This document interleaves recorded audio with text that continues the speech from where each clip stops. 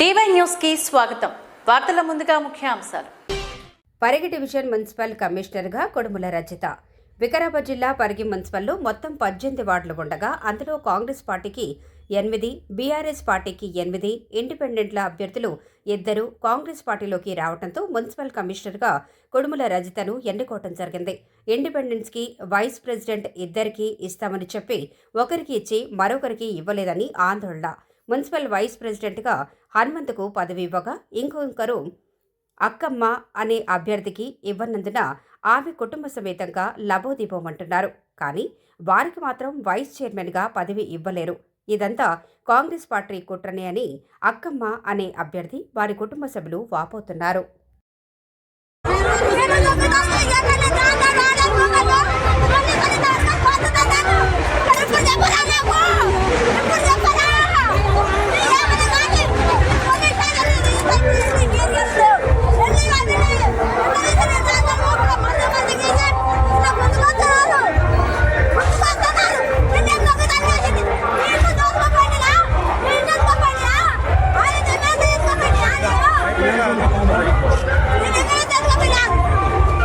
MLA అధికారం ఉన్న MLA అమ్మ తోడు ఇస్తా అని చెప్పిండు.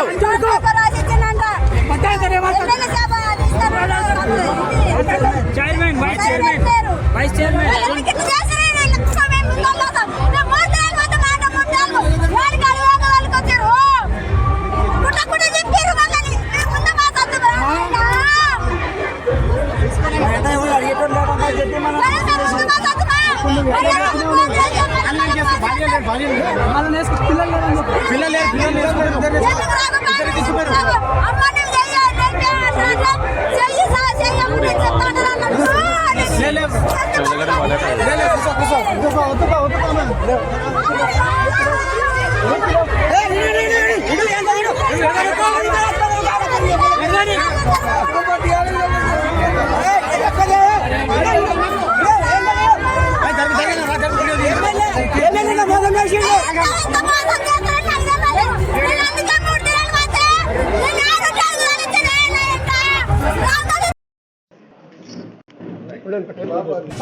కాకపోతే దౌర్జంగా ఎత్తుపోయిన సల్మాన్ని దౌర్జంగా పోలీసులను బట్టి ఎత్తుపోయిన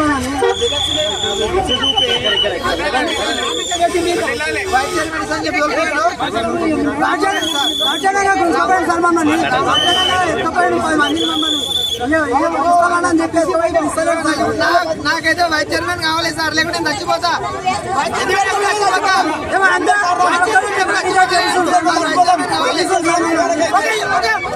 యువతకు న్యాయం జరగదా? ఇంతమంది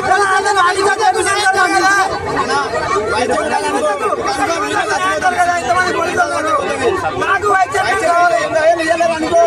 ఎమ్మెల్యే చెప్పండి సార్, లాఠీ చార్జ్ సార్.